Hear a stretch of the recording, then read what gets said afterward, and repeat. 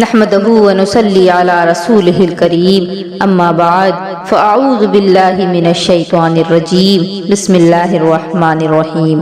معزز سامعین و سامعات، السلام علیکم ورحمۃ اللہ وبرکاتہ۔ آج ہند الولی، ہند کے راجہ خواجہ معین الدین چشتی اجمیری رحمۃ اللہ علیہ کی سلطانی پر انگلیاں اٹھ رہی ہیں اور ان کے مزار کو نشانہ بنایا جا رہا ہے، لیکن میں چاہوں گی کہ میں آج آپ کو بتاؤں کہ ہندوستان کی سلطانی خواجہ معین الدین چشتی علیہ الرحمہ کو کس نے عطا کی، ہندوستان کا نقشہ کس نے دکھایا، اور یہ زمین جس کو ہم اجمیر کے نام سے جانتے ہیں، یہ نقشہ کس نے دکھایا، اور اس زمین پر خواجہ غریب نواز کو کس نے بسایا؟ تو یہ کوئی اور نہیں بلکہ اللہ کے محبوب حضور رحمت للعالمین صلی اللہ تعالی علیہ وسلم ہے۔ آج سے تقریباً 800 سال پہلے ہندوستان کی سلطانی غریب نواز کو اللہ کے محبوب نے عطا کی، اور جب آپ ہندوستان کی سرزمین پر آئے تو آپ نے جن اونٹوں کو بیٹھنے کا حکم دے دیا تو راجہ کے لوگ بھی ان اونٹوں کو اٹھا نہ سکے، تو پھر جس جگہ میرے خواجہ کو اللہ کے محبوب نے بٹھایا ہے، جو زمین میرے خواجہ کو اللہ کے محبوب نے عطا کی ہے، اس زمین سے خواجہ کو کوئی کیا اٹھا سکتا ہے؟ اس زمین سے خواجہ کی سلطانی کو کوئی کیا مٹا سکتا ہے؟ آپ سبھی کمنٹ باکس میں ضرور لکھیں کہ ہمارے خواجہ ہند کے راجہ تھے، ہیں اور تا قیامت رہیں گے۔ آج کے اس بیان میں میں آپ کو خواجہ غریب نواز کی ولادت سے لے کر کے ہندوستان کے سفر تک کی ساری باتیں بتاؤں گی، تاکہ آپ کو معلوم ہو سکے کہ غریب نواز کا یہ جو غریب نوازی کا سلسلہ ہے یہ کہاں سے شروع ہوا، اور آخر آپ ہندوستان کس مقصد کے تحت آئے۔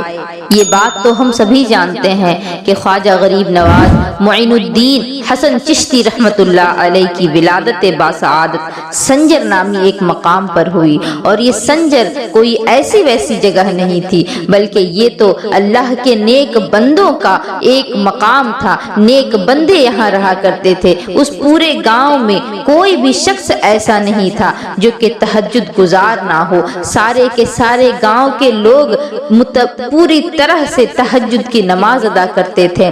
ہر طرح سے ہر کوئی یہ کوشش کرتا تھا کہ کسی کی بھی تہجد کی نماز قضا نہ ہو۔ تو جب ایسے لوگ ہوں گے تو پھر ظاہر سی بات ہے کہ اس سرزمین پر پیدا ہونے والا اللہ کا ولی ہی ہوگا۔ ایک رات جب لوگ سوئے اور ان کی آنکھیں کھلی تو آسمان پر انہیں سفیدی نظر آئی۔ سارے لوگ پریشانی کی حالت میں گھر سے باہر نکل آئے کہ آج تو ہماری تہجد کی نماز قضا ہو گئی، ابھی تو سوئے تھے اور فوراً صبح ہو گئی، سفیدی نمودار ہو گئی۔ اسی پریشانی کے عالم میں لوگ گھر سے باہر نکلے اور چند اللہ کے محبوبین کی بارگاہ میں گئے اور کہنے لگے کہ یہ سفیدی نمودار ہو گئی ہے، ہماری تہجد کی نماز قضا ہو گئی۔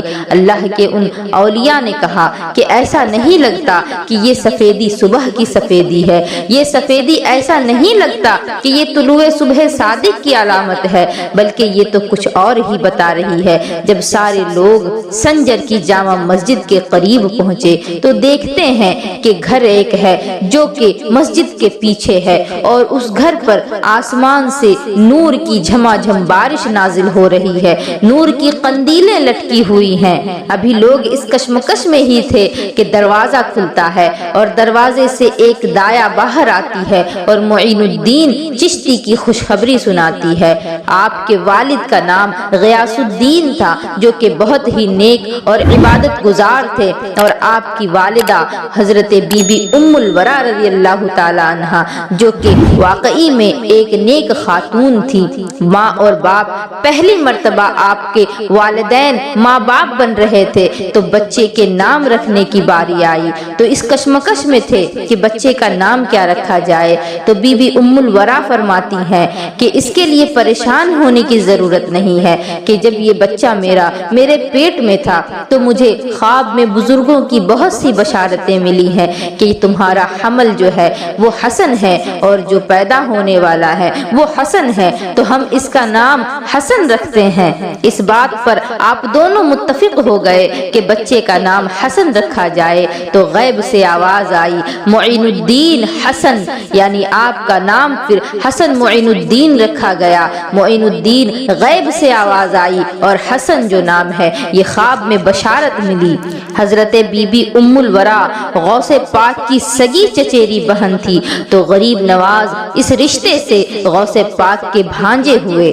غریب نواز سلسلہ نسب جو ہے ان کا، آپ حسنی حسینی سید ہیں، نجیب الطرفین ہیں، آپ کی ماں حسینی سید اور آپ کے باپ حسنی سید ہیں۔ اس طریقے سے آپ کا سلسلہ نسب جو ہے وہ دونوں جانب سے نبی پاک علیہ الصلوۃ والسلام سے جا کر ملتا ہے۔ سرکار غریب نواز کا سب سے پسندیدہ کام جو تھا وہ قرآن پاک کی تلاوت کرنا تھا۔ آپ کو قرآن پاک کی تلاوت کرنا اتنا زیادہ پسند تھا کہ آپ کے والد اگر آپ کو کوئی کام دیتے تو آپ وہ کام کرتے جاتے اور زبان سے قرآن کی تلاوت بھی کرتے، غرض کہ آپ جو کام سب سے زیادہ کیا کرتے اور سب سے زیادہ پسند کیا کرتے وہ قرآن پاک کی تلاوت تھی۔ لیکن آج غریب نواز کے ماننے والے سب سے زیادہ جس چیز کو پسند کرنے لگے ہیں وہ تو وقت کی بربادی ہے، وہ گانے سننا، وہ وقت کو برباد کرنا اور طرح طرح سے گناہوں کا شکار ہونا ہے۔ کیا غریب نواز نے ہمیں یہ تعلیمات دی؟ کیا غریب نواز ہندوستان کا یہ مشکل ترین سفر آپ نے کیا کیا اسی مقصد کے لیے کیا کہ آپ کے نام لیوا جو ہیں وہ گناہوں میں مبتلا ہوتے رہیں؟ ہرگز نہیں۔ غریب نواز بچپن سے ہی آپ کا جو سب سے پسندیدہ مشغلہ تھا وہ کھیل کود تماشے نہیں بلکہ قرآن پاک کی تلاوت کرنا تھا۔ ہمیں بھی چاہیے کہ ہم دن میں کم سے کم 5 نماز ادا کریں اور نمازوں کے بعد ہم قرآن پاک کی تلاوت ضرور کریں۔ سرکار غریب نواز بچپن سے ہی بڑے ہی سادہ مزاج اور نیک طبیعت کے مالک تھے۔ آپ کی عمر ابھی چھوٹی ہی تھی، آپ کے والد کا انتقال ہو گیا اور اس کے 1.5 سال کے بعد آپ کی والدہ کا انتقال ہو گیا۔ 14-15 برس کی عمر تھی، آپ کے والدین کا انتقال ہو چکا تھا اور آپ کو جو والدین کی وراثت میں ملا وہ ایک چھوٹا سا کھجوروں انگوروں کا باغ تھا اور ایک پنچکی تھی۔ اس کے علاوہ آپ کے پاس اور کوئی بھی چیز نہیں تھی جس کی وجہ سے آپ اپنی زندگی کو گزارتے۔ ایک دن آپ اپنے انگوروں کے باغ میں بیٹھے ہوئے تھے کہ ایک مجذوب آتا ہے، ایک فقیر آتا ہے جو اپنا نام ابراہیم بتاتا ہے اور غریب نواز سے کہتا ہے کہ کچھ کھانے کو ہو تو مجھے کھلا دو۔ غریب نواز انگوروں کا ایک خوشہ توڑتے ہیں، اس کو دھوتے ہیں اور بالکل جس طرح سے کوئی اپنے پسندیدہ مہمان کی مہمان نوازی کرتا ہے اسی طرح سے ایک ایک انگور توڑتے اور اس کے منہ میں ڈالتے اور اسے کھلاتے۔ جب وہ کھا چکا تو پھر وہ پوچھتا ہے کہ بچے تمہارا نام کیا ہے؟ مجھے اپنا نام تو بتا دو۔ سرکار غریب نواز اپنا نام حسن معین الدین بتاتے ہیں۔ جیسے ہی اس فقیر نے یہ نام سنا وہ اچھلنے لگا، وہ خوشی سے جھومنے لگا اور اس نے کہا کہ آج میں اپنے مقصد کو پہنچا ہوں، آج میں اپنے مقصد کو پہنچ چکا ہوں۔ غریب نواز نے کہا کہ کیا بات ہے، تمہیں کون سا مقصد تمہیں پہنچنا تھا، کس مقصد کو تم آج پہنچ گئے ہو؟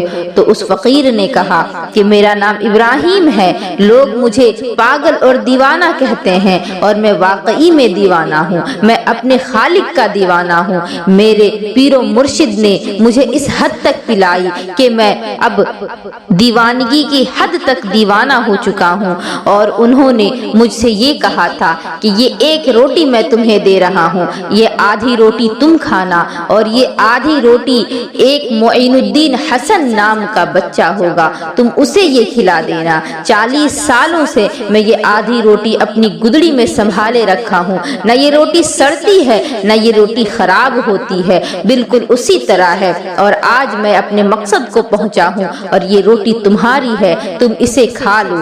सरकार गरीब नवाज पूछते हैं कि ये रोटी आपको किसने दी? तो इब्राहिम जो थे वो कहते हैं कि ये रोटी मुझे हाजी शरीफ जंदानी ने अता की है। गरीब नवाज पूछते हैं कि वो कहाँ के रहने वाले हैं? फिर आप बताते हैं कि वो बगदाद में रहते हैं। और उस रोटी को खाने के बाद सरकार गरीब नवाज की दिल की दुनिया ही बदल जाती है। आप दुनिया से बिल्कुल बेरगबत हो जाते हैं। आपके पास जो कुछ भी विरासत में आपको अपने वालिद से मिला था वो सब कुछ आप राह खुदा में दे देते हैं और उसके बाद कोई भी चीज अपने साथ नहीं रखते और सफर को निकल जाते हैं। लोगों से पूछते हैं कि इल्म का मरकज क्या है। आज के दौर में जिस तरह से कुछ जगह ऐसे हैं जहां लोग बहुत ज्यादा तालीम की नीयत से जाते हैं, तालीम हासिल करने के गर्ज से जाते हैं, तो उस दौर में जो इल्म का मरकज था वो बुखारा, समरकंद वगैरह थे। तो आपसे पूछते हैं, आपको बताया जाता है कि बगदाद है, समरकंद है, निशापुर है, ये इलाके इल्म के मरकज कहे जाते हैं। सरकार गरीब नवाज बगदाद का सफर करते हैं। बगदाद के सफर के लिए आप पैदल ही रवाना हो जाते हैं, क्योंकि उस रोटी को खाने के बाद आप दुनिया से बिल्कुल बेरगबत हो चुके थे। आप सफर करते हैं। सफर के दौरान आप एक जंगल में पहुंचते और जब उस जंगल में आप पहुंचते हैं तो वहां आपने देखा कि दो लोग बैठे हुए हैं जो खिरका पहने हैं। हालांकि वो खिरके में डाकू बैठे हुए थे। वो कोई बुजुर्ग नहीं थे, वो कोई नेक सीरत लोग नहीं थे, बल्कि वो तो रहजन थे। वो तो लोगों का सामान और माल व असबाब लूट लिया करते थे। जब सरकार गरीब नवाज वहां पहुंचते हैं तो वो लोग कहते हैं कि तुम्हारे पास कुछ खाने को हो तो हमें खिला दो, तुम्हारे पास कुछ माल हो तो हमें अता कर दो, हम तो भूखे हैं, हम तो गरीब हैं। गरीब नवाज, बचपन से ही गरीब नवाजी आपके अंदर थी, आपकी तबीयत में थी। आपके पास जो कुछ भी खाने का था आपने उन लोगों को खिला दिया और आपके पास जो कुछ भी ज़ादे राह था, जो भी मालूमता था, आपने सारा उन दोनों को दे दिया, अपनी झोली खाली कर दी उनके सामने और फिर ये कहा कि मेरे पास जो था सब कुछ मैंने तुम्हें दे दिया, अब मेरे पास तुम्हें देने के लिए कुछ भी नहीं है, तो तुम मेरी तरफ से अपने दिल में मैल ना बैठा लेना कि मैंने तुम्हें तुम्हारी जरूरत के मुताबिक चीजें अता ना की। मेरे पास जो कुछ था मैंने तुम्हें दे दिया और अब मैं यहाँ से जाना चाहता हूँ क्योंकि मेरा सफर बहुत लंबा है। वो दोनों पूछते हैं कि तुम कहाँ का इरादा रखते हो? गरीब नवाज कहते हैं कि मैं बगदाद जाना चाहता हूँ, मैं तालिबे इल्म हूँ, मुझे इल्म हासिल करना है, मैं बगदाद का सफर कर रहा हूँ। उन दोनों ने कहा कि तुम्हें मालूम भी है कि बगदाद यहाँ से कितना दूर है? गरीब नवाज कहते हैं कि बगदाद यहाँ से पैदल चला जाए तो 1 महीने की राह है। तो वो लोग कहते हैं कि उसके बावजूद तुमने अपना सारा सामान हमें दे दिया और यहाँ से बगैर किसी चीज के खाली पैर तुम पैदल बगदाद जाना चाहते हो? तुम्हें खाने के लिए तुम्हारे पास कुछ नहीं, तुम्हारे पास कोई मालो दौलत नहीं, तुम ये सफर कैसे करोगे? तो गरीब नवाज ने कहा कि मैं माल व असबाब के भरोसे नहीं, मैं तो उस रब के भरोसे पर निकला हूँ जो तुम जैसों को मुझ जैसे से खाना खिला दे और माल अता करवा दे। तो फिर वो रब बड़ा मेहरबान है और मैं चाहे कहीं भी चला जाऊं, मैं उसके भरोसे पर अगर हूँ तो वो मुझे खिलाएगा भी, मुझे पिलाएगा भी और मुझे मेरी मंजिल तक भी पहुंचा देगा। जब उस कम उम्र बच्चे से उन दोनों डाकुओं ने ये बात सुनी तो उनके आंखों से झमाझम आंसू की बरसात शुरू हो गई। वो रोने लगे और कहने लगे कि हम कोई नेक सीरत लोग नहीं, हम तो डाकू हैं, हम तो लोगों का माल असबाब लूट लिया करते थे, लेकिन तुम्हारी ये बात सुन करके आज हमारे दिल की दुनिया बदल गई। और गरीब नवाज के हाथों पर उन दोनों ने तौबा किया। सरकार गरीब नवाज ने कहा कि अब अगर तुमने तौबा कर ली है तो फिर तौबा पर कायम रहना और आप फिर अपने आगे का सफर जो है वो शुरू कर देते हैं। वो दोनों ये देखने के लिए कि आप तन्हा ये सफर कैसे करेंगे और आपके रास्ते में अगर कोई परेशानी आपको हो तो आप उस परेशानी से छुटकारा कैसे पाएंगे, ये देख देखने के लिए वो दोनों आपके पीछे पीछे चलते रहे। रात का वक्त था, एक बुढ़िया आई और कहती है कि अगर आप आज रात मेरे मेहमान बन जाएं तो मुझे बहुत खुशी होगी। गरीब नवाज उसके यहाँ ठहरते हैं, वो खाना आपको लाकर देती है, आप खाते हैं, पीते हैं और रात में आराम करते हैं और सुबह फिर अल्लाह का नाम लेकर के अपने सफर के लिए रवाना हो जाते हैं। वो दोनों जब ये चीज देखते हैं तो वो कहते हैं कि वाकई इस बच्चे ने सच कहा कि रब के नाम पर अगर हम निकल जाएं तो वही हमें खिलाएगा, वही हमें पिलाएगा और वही हमें हमारी मंजिल मकसूद तक पहुंचाएगा। और जब वो वापस पलटे तो देखते हैं कि ना कोई बुढ़िया है, ना कोई झोपड़ी है, तो उन्हें इस बात का और ज्यादा यकीन हो गया। गरीब नवाज जब बगदाद पहुंचे तो आप सरकार गौसे पाक की खिदमत में हाजिर हुए और 57 दिन तक आप गौसे पाक के साथ एक हुजरे में रहे। और जब गौसे पाक उस हुजरे से बाहर आए तो लोगों से कहा कि ऐ लोगों, क्या तुम इसे पहचानते हो?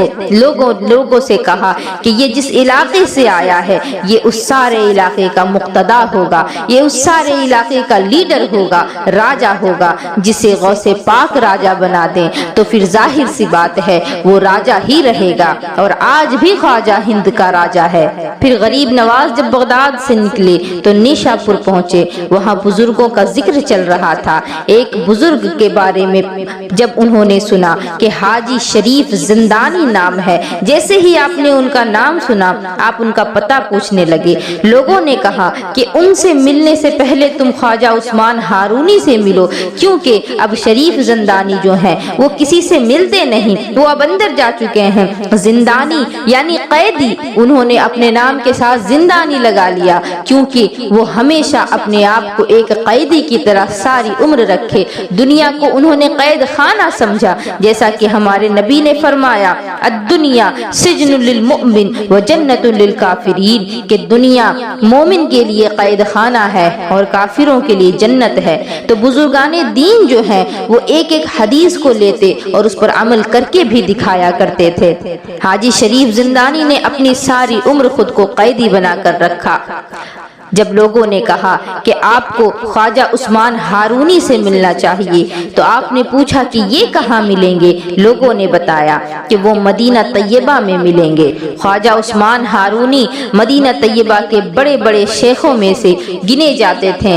और जब आप मदीना मुनव्वरा पहुंचे, ख्वाजा उस्मान हारूनी की दर्स की मजलिस लगी हुई थी। आप आंखें बंद करके दर्स दिया करते थे। गरीब नवाज एक कोने में जाकर चुपचाप बैठ जाते हैं। ख्वाजा उस्मान हारूनी अपनी बंद आंखें हैं आपकी और आप बयान कर रहे हैं। आप अल्लाह की तौहीद पर बयान कर रहे थे। आपने कहा कि गुलिस्तान तौहीद का एक सितारा मेरी मजलिस में चमकता हुआ नजर आ रहा है। आंख खोली, उठे और उस कोने पे जाकर पहुंचे जहां गरीब नवाज बैठे थे। गरीब नवाज का हाथ पकड़ा और आपको अपनी गद्दी के पास लेकर आए और कहा कि मेरी गद्दी पर बैठ जाओ।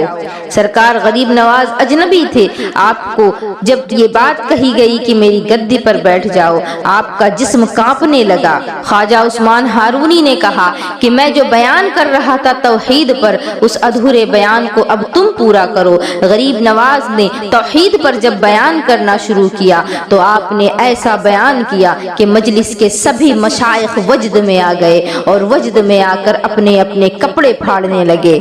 तब हजरत ख्वाजा उस्मान हारूनी ने फरमाया कि अब मेरी जिंदगी का इख्तिताम आ चुका है। अब मुझे जिसका इंतजार था वो मेरे पास आ चुका है, जिसकी अमानतें मेरे पास थी वो आ चुका है। अब हजरत गरीब नवाज को अपनी गद्दी के करीब आप बुलाते हैं और पूछते हैं कि आसमान की तरफ देखो क्या दिखता है, जमीन की तरफ देखो क्या दिखता है। आप आसमान की तरफ देखते हैं, जमीन की तरफ देखते हैं और फरमाते हैं कि मुझे तो जमीन और आसमान ही नजर आती है। फिर ख्वाजा उस्मान हारूनी ने कहा कि 1000 मर्तबा दरूद पाक पढ़ो, 1000 मर्तबा इस्तगफार पढ़ो, 1000 मर्तबा कुल हुवल्लाह शरीफ पढ़ो और कुछ वजीफे आप पढ़ाते हैं। और फिर अपनी अंगुलियां गरीब नवाज की पेशानी पर रखते हैं और फिर कहते हैं कि आसमान की तरफ देखो, जमीन की तरफ देखो और बताओ कि क्या दिखता है। गरीब नवाज जब आसमान की तरफ देखते हैं तो कहते हैं کہ مجھے تو ساتوں آسمان نظر آ رہے ہیں، یہاں تک کہ عرش معلا نظر آ رہا ہے، اللہ کا عرش تک مجھے نظر آ رہا ہے۔ زمین کی طرف دیکھتے ہیں تو کہتے ہیں کہ زمین کے ساتوں طبق، یہاں تک کہ تحت الثری بھی مجھے نظر آ رہا ہے۔ اس پیر کامل نے مرید کامل کو 2 انگولیوں سے سارے منازل طے کرا دیے اور پھر ایک 4 ترکی ٹوپی عطا کی جو کوئی بھی پہن لیتا تو پھر وہ اگر کسی قبرستان کے پاس سے گزر رہا ہوتا تو قبر کے مردے بھی اٹھ جاتے، کیونکہ دنیا ترک کرنے کے بعد ہی یہ 4 ترکی ٹوپی عطا کی جاتی تھی۔ یہ 4 ترکی ٹوپی کا مطلب کیا ہے کہ 4 چیزیں ترک کر دینا، چھوڑ دینا، ترک معاصی یعنی گناہوں کو چھوڑ دینا، دنیا کے عیش و عشرت کو چھوڑ دینا، جو چیزیں ضرورت کی بھی ہیں ان کو بھی چھوڑ دینا، سوائے زندگی گزارنے کے لیے جو چیزیں ضروری ہیں ان کے، نفس کی خواہشات کو چھوڑ دینا، اور آخری چیز ترک آخرت۔ یہاں تو ہمیں یہ بتایا جاتا ہے کہ ہمیں جو بھی عمل کرنا ہے وہ آخرت کے لیے کرنا ہے، لیکن چشتی سلسلے میں یہ 4 ترکی ٹوپی جو دی جاتی تھی اس میں ایک ترک آخرت بھی تھا، تو اس کا یہ مقصد تھا کہ آخرت کا خوف دل سے نکل جائے، آخرت کے خوف کو بھول جاؤ، آخرت کی ہولناکیوں کو بھول جاؤ، جو کچھ بھی ہو صرف رب کے لیے ہو۔ 2.5 سال اپنے شیخ کی خدمت میں رہے، مدینہ طیبہ میں رہے، بہت خوش تھے، روزانہ رسول پاک کے روضے کی زیارت کرتے، رسول پاک کے چہرے کی زیارت کرتے اور بہت خوشی سے دن گزار رہے تھے۔ ایک رات خواب میں نبی پاک علیہ السلام کی زیارت ہوئی، آقا نے فرمایا معین الدین اب تمہارے لیے ایک کام ہے، تمہیں ہندوستان جانا ہے۔ جب یہ بات سنی تو آپ تڑپنے لگے، کیونکہ مدینے کی جدائی کسی کو بھی گوارا نہیں، لیکن جب آقا کا حکم آ گیا تو غلام نے سر تسلیم خم کر دیا اور آپ تیار ہو گئے۔ آپ کہتے ہیں کہ میں نے تو ہندوستان دیکھا نہیں، میں تو واقف نہیں ہوں اس کے رستوں سے، میں ہندوستان کیسے جاؤں گا؟ نبی پاک علیہ السلام نے ہندوستان کا سارا نقشہ رستے آپ کو دکھائے اور آپ نے اجمیر کی سرزمین کا پتہ آپ کو بتایا اور کہا کہ یہی تمہارا مسکن ہوگا، تم یہی قیام کرو گے۔ اب مجھے بتاؤ کہ جس غریب نواز کو اجمیر کا حاکم اللہ کے محبوب نے بنایا ہو تو کیا اس کی حکومت کو کوئی زائل کر سکتا ہے؟ اس کی حکومت کبھی زوال پذیر نہیں ہو سکتی۔ پیارے آقا نے فرمایا معین الدین تمہیں میری خوشبو ہند تک پہنچانی ہوگی۔ غریب نواز اپنے چند بزرگوں کو ساتھ لیتے ہیں، چند فقیروں کو ساتھ لیتے ہیں اور ہندوستان کا سفر شروع کر دیتے ہیں۔ آپ افغانستان کے رستے سے ہندوستان جب آپ آنے ہی والے تھے، ہندوستان کی سرزمین میں آنے ہی والے تھے، آپ نے دیکھا کہ ایک بہت بڑی فوج جو ہے یہ واپس آ رہی ہے ہندوستان سے۔ تو جب اس فوج نے جب دیکھا کہ چند فقیر ادھر ہی آ رہے ہیں تو انہوں نے کہا اپنے لوگوں سے کہ جاؤ، وہ چہرے سے تو مسلمان معلوم ہوتے ہیں، انہیں یہاں لے کر کے آؤ۔ سلطان محمود غوری تھا جس نے غریب نواز کو بلایا اور پوچھا کہ آپ کس مقصد سے جا رہے ہیں اور آپ کہاں جا رہے ہیں؟ غریب نواز نے کہا کہ ہم ہندوستان فتح کرنے جا رہے ہیں۔ جب یہ بات اس نے سنی تو وہ مسکرایا اور کہا کہ میں لاکھوں کی فوج لے کر کے گیا، اتنے مال و اسباب لے کر کے گیا، لیکن میں ہندوستان فتح نہیں کر پایا، کئی مرتبہ مجھے شکست ہوئی، وہ لوگ بہت ہی زیادہ زوراور ہیں، میں ان سے ہر بار شکست کھایا ہوں اور آپ چند فقیروں کے ساتھ ہندوستان فتح کر لیں گے۔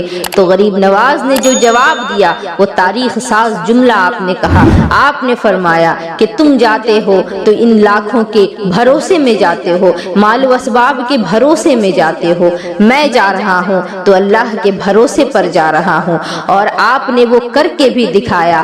آج تک ہندوستان میں ہند کی سلطانی سے اگر کوئی جانا جاتا ہے تو وہ غریب نواز جانے جاتے ہیں، اور انشاءاللہ قیامت تک ہندوستان کی حکومت جن کے ہاتھوں میں ہوگی وہ غریب نواز ہوں گے، کیونکہ ان کو ہندوستان کا راجہ میرے نبی نے بنایا اور خواجہ غریب نواز کو ہندوستان کی حکومت میرے نبی نے عطا کی۔ میں امید کرتی ہوں کہ اس بیان سے آپ کے علم میں ضرور اضافہ ہوگا۔ میری گزارش ہے کہ ثواب کی نیت سے یہ دوسروں تک بھی پہنچائیں۔